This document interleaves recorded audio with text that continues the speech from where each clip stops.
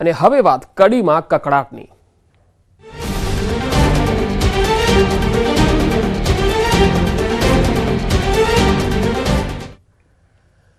મહેસાણાના કડી ભાજપમાં હાલ બે દિગ્ગજ નેતાઓએ બળાપો કાઢ્યો હોવાની ચર્ચા વિષય બની ગઈ છે। અગાઉ પૂર્વ નાયબ મુખ્યમંત્રી નીતિન પટેલે નામ લીધા વિના બળાપો કાઢ્યો હતો અને હવે કડીના જ ધારાસભ્ય કરશન પટેલે બળાપો કાઢ્યો છે। અગાઉ નીતિન પટેલે કડીના એક કાર્યક્રમમાં કહ્યું હતું કે આજકાલના આવેલા મને શીખવે છે, કડીમાં કોણ ચાલે એ મારા સિવાય વધુ કોઈ ન જાણે। તો કડીના એમએલએ કરશન સોલંકીએ કહ્યું કે 2 મહિનાથી નીતિનભાઈ મને બોલાવતા નથી, બે જૂથ હોય એવું નથી લાગતું અને હોય તો એમને ખબર। શિખામણની વાત પર તેમણે કહ્યું કે નીતિનભાઈ શિખામણ ભલે આપતા હોય, હું શીખીને બેઠેલો છું, હું તેમને પગે લાગુ છું, પણ સાહેબ સામે જોતા નથી, સાહેબ સામે જોતા નથી એટલે બોલાવવાનું બંધ કર્યું છે। પાલિકા પ્રમુખની ચૂંટણીમાં રજૂઆત કરી ત્યારથી નીતિનભાઈ રિસાયેલા છે એવું પણ તેમણે કહ્યું હતું। તો બે દિગ્ગજ નેતાઓ, એક ધારાસભ્ય છે અને એક પૂર્વ નાયબ મુખ્યમંત્રી નીતિન પટેલ અને કરશન સોલંકી, બંને વચ્ચે ક્યાંક કોઈ વાતને લઈને વિવાદ છે એ વાત નક્કી દેખાઈ રહી છે અને જાહેર મંચ પર અથવા જાહેરમાં જ તેઓ હવે કહી રહ્યા છે કે આખરે કેમ તેઓ રિસાયા છે।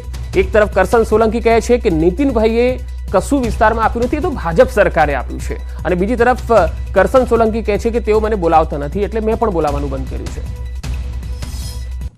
અને આ વખતે ચૂંટણી મેં કીધું ભરતના કંઈક મદદ કરો, કે ભરત ના ચાલે, લો એટલે ભરત ના ચાલે કોણ ચાલે?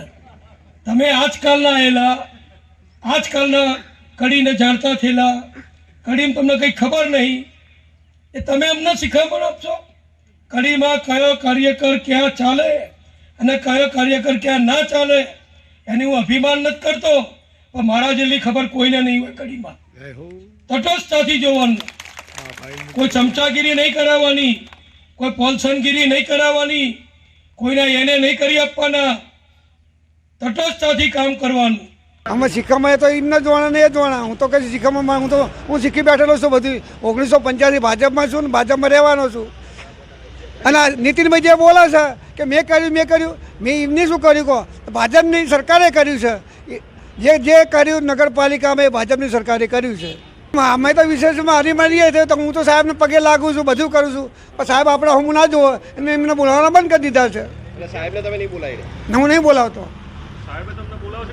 હું પગે લાગુ પણ સાહેબ હું આપણે જોતા રહે તે પછી મેં બંધ કરી દીધું બોલાવવાનું। કેટલા ટાઈમથી બોલાતી છે? હા, આજે નગરપાલિકા રજૂ કરતા તાર નહીં, નિયમ નગરપાલિકા ચીફ ઓફિસરની ભાઈ તો નગરપાલિકા પ્રમુખની ચૂંટણી હતી ત્યારથી આ રજૂઆત કરી એટલે ત્યારથી માહિતી રહી ગયા।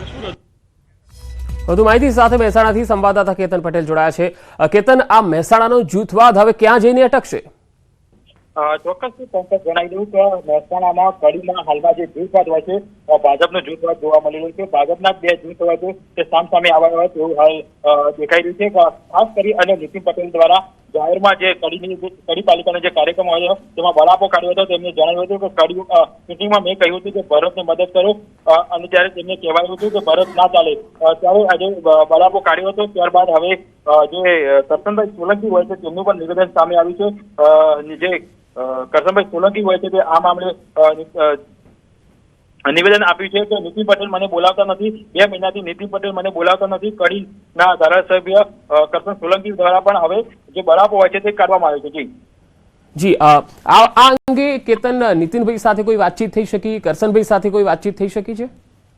ખાસ વાત કરવા તો નીતિનભાઈ સાથે વાતચીત નથી થઈ, પરંતુ ગત રોજ જયારે કરશનભાઈ મહેસાણા ખાતે આવ્યા હતા, કાર્યક્રમમાં હાજરી આપવા ત્યારે તેમને નિવેદન આપ્યું હતું કે મેં કરશનભાઈ જયારે નીતિનભાઈ હોય છે તેમને પગે લાગ્યો હતો, પરંતુ તેમને મારી સામે જોયું નહોતું, તેમના સાથે અમને બોલાયા ના થયા, ત્યારબાદ મેં તેમને બોલાવવાના બંધ કર્યા છે। જી કેતન, આભાર માહિતી આપવા માટે।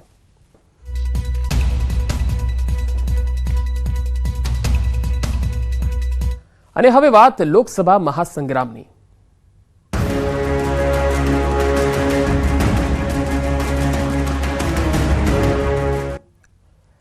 લોકસભાની ચૂંટણી પહેલા ભાજપમાં ભરતી મેળો ચાલી રહ્યો છે। જૂનાગઢ ભાજપમાં મોટા પાયે ભરતી થઈ રહી છે। માણાવદરના પૂર્વ એમએલએ આજે કેસરિયા કરવાના છે। વંથલીમાં પૂર્વ કોંગ્રેસ ધારાસભ્ય પણ કેસરિયા કરશે, તો પૂર્વ ધારાસભ્ય અરવિંદ લાડાણી પણ કેસરિયા કરી રહ્યા છે। કોંગ્રેસના જિલ્લા પંચાયતના સભ્ય પણ કેસરિયા કરશે। જિલ્લા પંચાયતના સભ્ય ધર્મિષ્ઠા કામાણી પણ ભાજપમાં જોડાશે. ભાજપના ભરતી મેળામાં મોટી સંખ્યામાં આમ આદમી પાર્ટીના કાર્યકર્તાઓ પણ કેસરિયા કરશે. પ્રદેશ ભાજપ પ્રમુખ CR પાટીલના હસ્તે કેસરીયો ખેસ ધારણ કરશે.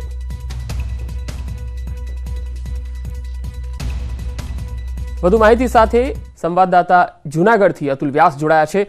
અતુલ, જૂનાગઢમાં ખાસ તો આ એક મોટો ભરતી મેળો, કોંગ્રેસને કેટલો મોટો ઝટકો? જે પંકજ આપને ચોક્કસ કીધું કે જે રીતે આજે છે વંથલીના APMC ગ્રાઉન્ડ ખાતે છે તે આજે જે માણાવદરના કોંગ્રેસના જે પૂર્વ ધારાસભ્ય છે અરવિંદ લાડાણી તે આજે CR પાટીલ સાહેબના હસ્તે છે તે કેસરીઓ ધારણ કરવાના છે. હાલ તેણે કોંગ્રેસમાંથી રાજીનામું દઈ અને આજે જે છે કેસરીઓ ધારણ કરશે. ત્યારે એની સાથે જિલ્લા પંચાયતના મહિલા સદસ્ય છે કે ધર્મિષ્ઠા કામાણી પણ પોતાના કાર્યકરો સાથે આજે કોંગ્રેસ છોડી અને ભાજપમાં પ્રવેશ કરવા જાય. બીજી તરફ આપ જે જણાવી રહ્યો છે કે કોંગ્રેસને કેટલો મોટો ઝટકો છે, તો જોવા જાય તો ગત ધારાસભાની સામાન્ય ચૂંટણીની અંદર 5 વિધાનસભામાંથી 1 વિધાનસભા છે તે આપને ફાળે ગઈ હતી અને 1 વિધાનસભા જે માણાવદર છે તે કોંગ્રેસને ફાળે ગઈ હતી. આમ 3 ભાજપને અને 2 અન્યને મળી હતી. આજે જયારે વિસાવદરના જે ધારાસભ્ય છે ભૂપતભાઈ તે ભાજપમાં ભળી ગયા છે અને બીજા જે ધારાસભ્ય છે માણાવદરના અરવિંદ લાડાણી તે ભળી રહ્યા છે, ત્યારે કોંગ્રેસ મુક્ત જૂનાગઢ જિલ્લો કહી શકાય. હાલ આપણી સાથે છે તે કોંગ્રેસના પૂર્વ ધારાસભ્ય અરવિંદ લાડાણી છે જે હાલ ભાજપમાં જઈ રહી છે. તે સાથે આપણે વાત કે તે કયા કારણોથી તેને કોંગ્રેસથી મોહ ભંગ થયો છે અને શા કારણે તે કોંગ્રેસ છોડી અને ભાજપમાં જઈ રહ્યા છે. જી અરવિંદભાઈ, આજે આપ ભાજપ કોંગ્રેસ છોડો છો, શા કારણે કોંગ્રેસ છોડો છો? છોડવાનું કારણ છે તમે કહેશો એવું કઈ નથી. હકીકતે મારા વિસ્તારના વિકાસ માટે મારા 3 તાલુકા વંથલી, મેંદરડા અને માણાવદર ના જે સમસ્યાઓ છે એના કાયમી ઉકેલ માટે અને ભવિષ્યના સારા કાર્યો કરવા માટે હું ભાજપમાં જોઈશ. જે ખાસ કરીને અરુણભાઈ બીજી વાત પણ એક જોવામાં આવે છે ક્યાંક ને ક્યાંક આપ જે છે પૂર્વ મંત્રી છે જવાહરભાઈ ચાવડાને હરાવી અને જે કોંગ્રેસમાંથી ચૂંટાયા હતા ત્યાંના મતદારોનો તમે વિશ્વાસ હાંસલ કર્યો હતો, ત્યારે આજે ક્યાંક ને ક્યાંક એવું લાગે છે કે આપ જયારે ભાજપમાં જઈ રહ્યો છો ત્યારે આપના મતદારો આપની સાથે રહેશે, કેવું લાગે છે આપને? મારી સાથે મારા વિસ્તારના 80% ઉપર મતદારો મારી સાથે જ રહે છે. એટલે મારા મતદારોનો, મારા કાર્યકરોનો વિશ્વાસ લઈ અને હું ભાજપમાં પ્રવેશ કરું. ખાસ કરીને જોવા જાય તો આગામી જે પેટા ચૂંટણી આવશે ત્યારે ભાજપ આપને ટિકિટ આપશે, કેવું લાગી રહ્યું છે? પાર્ટીએ નક્કી કરવાનું. મને જો યોગ્ય લાગશે તો ટિકિટ આપશે તો હું લડીશ. ટૂંકમાં ભાજપ છે એ અમારે કરવાનું હોય. જે ચોક્કસથી આ સાથે હતા અરવિંદ લાડાણી કે જે ભાજપમાં પ્રવેશ મેળવ્યા છે. બીજા છે કે જિલ્લા પંચાયતના સદસ્ય છે ધર્મિષ્ઠા કામાણી, મહિલા સદસ્ય છે જિલ્લા પંચાયતના, જે આપણી સાથે જોડાયેલા છે. તેની સાથે વાત કરી જે ધર્મિષ્ઠા, તમને કેમ આજે કોંગ્રેસ છોડીને ભાજપમાં પ્રવેશ કર્યો? સૌ પ્રથમ તો હું કાલનો વળતો જવાબ કોંગ્રેસના પૂર્વ પ્રમુખ જગદીશભાઈ ઠાકોરને આપું છું. તેઓ કહે છે કે કોંગ્રેસના ગદ્દારો કોંગ્રેસ છોડે છે, પણ એવું નથી. ખરેખર તો હવે જે વૈધા છે એ જ કોંગ્રેસમાં ગદ્દારો છે અને એના ગદ્દારોને કારણે જ અમારી આજે લોકસભા આપણે વિધાનસભાની ચૂંટણી હતી 2022માં, ત્યારે જે આયાતી ઉમેદવારોને ટિકિટ આપેલી છે અને એને જે કોંગ્રેસના કાર્યકરો ઉપર ગદ્દાર કર્યો છે, તો ગદ્દારો અમે છીએ. કોંગ્રેસ છોડનાર કે ગદ્દાર કોંગ્રેસમાં અત્યારે જે હાલમાં છે એ છે. કોંગ્રેસ છોડવાનું કારણ માત્ર ને માત્ર બીજેપીમાં જે વિકાસલક્ષી કામો થાય છે તે મારા વિસ્તારમાં સરળતાથી અને વ્યવસ્થિત કામો થશે એવી આશા અને અપેક્ષા સાથે આજે ભાજપમાં અમે જોડાઈએ છીએ અને આગળ ભાજપ જે પણ કાર્ય અમને સોંપશે, જે પણ કામ કરવાની એને હશે તે મારી નિષ્ઠાપૂર્વક હું મારી જવાબદારી નિભાવીશ. જે ખાસ કરીને જોવા જાય પંકજ તો જે આગેવાનોનું છે, જે લોકો કોંગ્રેસ છોડીને ભાજપમાં જાય છે તે લોકો એક જ વાત કહી રહ્યા છે કે ખાસ કરીને જે મોદી સાહેબની વિકાસની નેમ છે, જે મોદી સાહેબનું વિકાસ ચાલી રહ્યો છે, વણસંધી વણઝાર ચાલી રહ્યા છે, તે મારા વિસ્તારની અંદર વિકાસના કામો થાય તેને લઈ અને ભાજપ જોઈન્ટ કરી રહ્યા છે. જી પંકજ. જી અતુલ, આભાર સમગ્ર માહિતી આપવા માટે. આગળ વધુ સમાચારો પર નજર કરીશું. હાલ રોકાઈશું એક વિરામ માટે.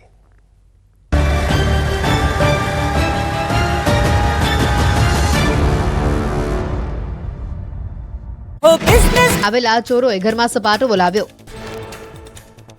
બિહારના પટનામાં શાસ્ત્રીનગર વિસ્તારમાં કેટલાક અસામાજિક તત્વોએ આડેધડ ફાયરિંગ કર્યું. ફાયરિંગમાં 2 શાકભાજી વિક્રેતા અને ગ્રાહક ઇજાગ્રસ્ત થયો. તમામ ઇજાગ્રસ્તોને સારવાર અર્થે ખસેડી પોલીસે સીસીટીવીના આધારે તપાસ હાથ ધરી. મધ્યપ્રદેશના દેવાસમાં પિતા પુત્રએ એક યુવકની હત્યા કરી. રૂપિયાની લેતી દેતી મામલે લાકડી દંડાથી મારમારી મોતને ઘાટે ઉતાર્યા. પોલીસે બંને આરોપીઓની ધરપકડ કરીને વધુ તપાસ હાથ ધરી. ન્યૂઝ 18 ગુજરાતી પર આપ જોઈ રહ્યા છો સૌથી મોટો ઓપિનિયન પોલ. જનતા સુધી, જનતાને સ્પર્શતા એ મુદ્દા ઉપર અમે વાત કરી છે અને એ મુદ્દા ઉપર જનતાનો પક્ષ જાણ્યો છે કે આ વખતની લોકસભા ચૂંટણીમાં જનતા કયા મુદ્દાના આધારે મતદાન કરશે, કોને, કયા રાજ્યમાં કોની સરકાર અથવા તો કઈ રીતે આગળ વધારશે પક્ષને, તે વિશે આપણે વાત કરીશું. અને આ મેગા ઓપિનિયન પોલની અંદર બિહારથી ખાતું ખોલ્યું છે. બિહારના ખાતાની અંદર 38 બેઠકો એનડીએને ગઈ છે, પરંતુ હવે વાત છે મધ્યપ્રદેશને લઈને. સંધ્યા, એમપી શું કહી રહ્યું છે, શું માને છે એમપી? જી, એમપી અજબ હૈ, કહેવાય છે એમપી અજબ હૈ. ન્યૂઝ 18 નેટવર્કનો મેગા ઓપિનિયન પોલ. પહેલા અમે બિહારની વાત કરી, હવે મધ્યપ્રદેશની વાત કરી રહ્યા છે. મધ્યપ્રદેશની જે બેઠકો છે 29 માંથી 28 એનડીએને, જી હા, તો ઇન્ડી ગઠબંધનને મળી શકે છે એક બેઠક. જે ઇન્ડિયા ગઠબંધન છે તેને એક જ માત્ર બેઠક મળી શકે છે. આ સૌથી મોટી વાત અહીંયા સામે આવી રહી છે. ન્યૂઝ 18 નેટવર્કનો આ મેગા ઓપિનિયન પોલ છે. ફરી એક વખત બાજી આમની તરફ છે, એટલે કે બીજેપી એનડીએ ગઠબંધનની તરફ આ બાજી જતી જોવા મળી રહી છે. શૈલેષભાઈ, બિહારની વાત હોય કે મધ્યપ્રદેશની વાત હોય, એ બધી જ જગ્યાએ આપના ઓપિનિયન પોલ જે છે એ ઓપિનિયન પોલ કરતા ચૂંટણી પછીના રિઝલ્ટો દેખાતા હોય અને ન્યૂઝ 18 રિઝલ્ટ દેખાડતું હોય એવું જ ક્યાંક ને ક્યાંક ચિત્ર આવી રહ્યું છે. કારણ કે લોકોને ખબર છે કે કોણ આપણી સાથે રહે એમ છે. અને એમાં મધ્યપ્રદેશની વાત હોય કે બિહારની વાત હોય કે સમગ્ર દેશની વાત હોય, એ 4 કરોડ ગરીબોને પાકું મકાન આપ્યું છે, એનું જ આ પરિણામ છે. એ 11 કરોડ પરિવારો જે છે એને નળથી જળ આપ્યું છે, એનું આ પરિણામ છે. 25 કરોડ લોકો છે એને ગરીબી રેખામાંથી બહાર કાઢ્યા છે, એનું આ પરિણામ છે. 55 કરોડ લોકો છે એને આયુષ્યમાન ભારત કાર્ડ આપ્યું છે, એનું આ પરિણામ છે. અને 50 કરોડ લોકો છે એનું બેંક એકાઉન્ટ, કોઈનું બેંકમાં કોઈ બેંક જોઈ નહોતી એવા લોકોને બેંક એકાઉન્ટ ખોલ્યું છે, એનું આ પરિણામ છે. અને જે પ્રકારે કેન્દ્રની સરકાર વિકાસના કામ કરે છે, કે એ એમ્સની વાત હોય, એરપોર્ટની વાત હોય, એ કદાચ સીએની વાત હોય, એ કાયદો અને વ્યવસ્થાની વાત હોય, એ ઇન્ફ્રાસ્ટ્રક્ચરની વાત હોય, એ આઈટી ક્ષેત્રની વાત હોય, કે એ કદાચ સ્ટાર્ટઅપ ઇન્ડિયાની વાત હોય, મેક ઇન ઇન્ડિયાની વાત હોય, ડિજિટલ ઇન્ડિયાની વાત હોય, તમામ ક્ષેત્રમાં એ કદાચ એક્સપોર્ટ કરવાની વાત હોય કે આત્મનિર્ભર ભારત પરની વાત હોય, તમામ રાજ્યોને સ્પર્શે છે એવી યોજનાઓ લાવ્યા છે. અંત્યોદય એટલે છેવાડાના માનવ સુધી આ જે વિકાસના ફળ પહોંચાડવાની વાત હોય, કે રેલવેનું આધુનિકરણ કરવાની વાત હોય, એ તમામ બાબતમાં અમે અગ્રેસર રહ્યા છીએ. એટલે આ પરિણામ, જે પરિણામ હતું મધ્યપ્રદેશમાં 29 માંથી 28 બેઠક, સેમ આ વખતે પણ એ જ છે. આ એક બેઠક કઈ કમલનાથના દીકરાની? એવું નથી સંધ્યા, ભાઈએ એમ કીધું કે દસ્તાવેજ કરી, એટલે દસ્તાવેજ તો આખા દેશ પર હમણાં પરિણામો આવશે એટલે દેખાશે. સંધ્યા, મને હસવું એ આવે છે કે મારા સાથી મિત્ર, ભાજપના મિત્ર એમ કીધું કે કદાચ તમે ઓપિનિયન પોલની રિઝલ્ટ બતાવી રહ્યા એવું ચિત્ર, તો જરા એમને તામિલનાડુ, તેલંગાણા, કેરળ એ બધાના બી ઓપિનિયન પોલ બતાવ્યો. એટલે નહીં, તમે બતાવશો જ, મને વિશ્વાસ છે, પણ એ આવે ત્યારે ભાઈ છટકી ના જાય એટલા માટે હું યાદ દેવડાવું છું કે આમાં ટ્વીટ કરીને દે કે હું આવું બોલ્યો હતો. બીજી બાબત સંધ્યા, આ દેશના દરેક નાગરિકને ખાતામાં 15 લાખ આપવાનો ઝાંસો કોણે આપ્યો હતો? એ ઝાંસારામ કોણ હતા? આ દેશની મહિલાઓને ગેસનો સિલિન્ડર, જ્યારે આ દેશમાં કોંગ્રેસની યુપીએના શાસનમાં 500 રૂપિયાનો હતો, સબસિડી વાળો ગેસનો સિલિન્ડર મળતો હતો, ત્યારે પણ ચૂંટણીલક્ષી ભાષણોમાં એ ગેસનો સિલિન્ડર મોંઘો છે એવો ઝાંસો આપીને બહેનોને છેતરનાર આ દેશના કયા નેતાઓ હતા, કઈ પાર્ટીના રાજનેતાઓ હતા? આ દેશના ખેડૂતોને 2014ની ચૂંટણી પહેલા જાહેર મંચ ઉપરથી આંકડો કીધો, સાલ કીધી, 2022માં દરેક ખેડૂતની આવક ડબલ થશે. આજે 2020 થી એ ખેડૂતો દિલ્હીની સરહદો પર ખિલ્લા ઠોકીને સરકારે એમને આવતા રોક્યા છે. શરમ આવી જોઈએ. આવા ઝાંસા અને આવા મુંગેરીલાલના હસીન સપના જેવા જે બણબાંગો ફૂકે છે, જે લોકો ખોટા વાયદા આપે છે, વચનો આપે છે, જ્યારે 60 રૂપિયા પેટ્રોલ હતું અને 48 રૂપિયા ડીઝલ હતું, ત્યારે એવા મહંતોને એવા મંચ બનાવી દેવા, એવા ઝાંસા. સીએએ પર ફેલાવવામાં આવતા ભ્રમ પર અમિત શાહનો સણસરતો જવાબ, વિપક્ષ પર પણ કર્યો ધારદાર પ્રહાર. નવા ચૂંટણી કમિશનરના નામની જાહેરાત થઈ શકે, પીએમ મોદીની અધ્યક્ષતાવાળી સમિતિમાં લેવાઈ શકે નિર્ણય. માણાવદરમાં પૂર્વ કોંગી ધારાસભ્ય અરવિંદ લાડાણી પંજો છોડી પકડશે કમળ, તો જૂનાગઢ જિલ્લા પંચાયતના મહિલા સભ્ય પણ કરશે કેસરિયા.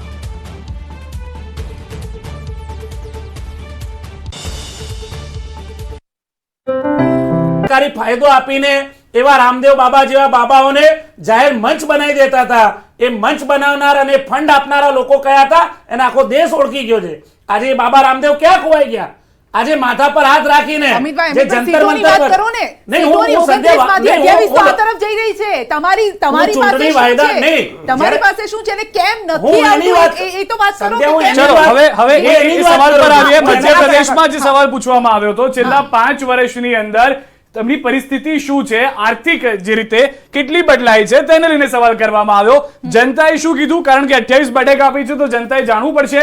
83% લોકો સંધ્યા કહી રહ્યા છે કે પહેલા કરતા સારી છે. 29 બેઠક કેમ એ ખબર પડે. પહેલા જેવી જ છે તેવું 12% લોકોનું, પહેલા કરતા વધુ ખરાબ છે તેવું 3%નું ને ખબર નથી, કહી ન શકાય. પ્રશાંતભાઈ, અગેન એ જ વાત જે સંધ્યા પણ કહી રહ્યા હતા, આની પહેલા પણ વાત થઈ રહી હતી. હજી એક વધુ એક મહત્વનો સવાલ સંધ્યા એ પણ લઈ લઈ આવી. બીજો એક જ સવાલ પણ એ આવ્યો છે કે તમે આગામી 1 વર્ષમાં તમારી આર્થિક સ્થિતિ કેવી રહે તેવી આશા રાખો છો. ભવિષ્ય વિશે દરેક કોઈ વિચારે છે, આ પાર્ટીના નેતાઓ પણ ભવિષ્ય વિચારે છે, માટે જ અહીંયા છે અને માટે જ જનતા પાસેથી એ ઈચ્છી પણ રહ્યા છે કે તેમને વોટ આપે. તો આગામી 1 વર્ષમાં આર્થિક સ્થિતિ કેવી રહે તેવી આશા છે. સારી થશે, આ 85% લોકો માને છે સારી થશે. આશા છે જ એમને કે સારી થશે, એવી જ રહેશે. એવું 9% લોકો વધુ ખરાબ થશે 2%, અને ખબર નથી, કહી ન શકાય તેવું 4% લોકો માની રહ્યા છે. મોટો વર્ગ એવું માની રહ્યો છે કે સારી થશે. આશા અપેક્ષા કહેવાય છે કે આશા અમર છે. શું તમે તમારા અને તમારા પરિવારના ભવિષ્ય વિશે આશાવાદી છો? આશાની વાત સંધ્યા આપે કરી છે, તો આશાવાદી કેટલા છે લોકો તે પણ જાણી રહ્યા. 76% લોકો હા કહી રહ્યા છે, ના કહેવા વાળા 17% છે, કહી ન શકાય તેવા 7% લોકો છે. હવે જે આ 3 સવાલના આંકડા જોવા મળી રહ્યા છે પ્રશાંતભાઈ, કેમ 29 માંથી 28, તે આ 8000 લોકોનો જે સર્વે કર્યો મધ્યપ્રદેશનો, તે કેમ આવું કહી રહ્યું છે? કદાચ તે આના પરથી સ્પષ્ટ થાય. મધ્યપ્રદેશ નામ જ જેનું મધ્ય એટલે હાર્ડ છે એકદમ, અને હિન્દી હાર્ટ બેલ્ટનું હાર્ટ કહેવાય. ગઈ વખતે પણ આ જ પરિણામ હતું. એમાં 2014માં જ્યારે મોદી સાહેબ તો પહેલી વાર લડતા હતા ત્યારે પણ 27 સીટ લઈ આવ્યા હતા, 2 જ સીટ. એમાં એક જ્યોતિરાદિત્ય સિંધિયા હતા જે હવે આ બાજુ આવ્યા. મધ્યપ્રદેશનું રાજકારણ બહુ જ અલગ છે. તમે સમજો, આ જે 83%નો આંકડો છે ને, કદાચ તમે એ 1 વર્ષ પહેલા પૂછ્યો હોત ને તો કદાચ 5-10-20% ઓછા હોત. પણ લાડલી યોજના જેના થકી આખી આ સરકાર પલટાઈ ગઈ.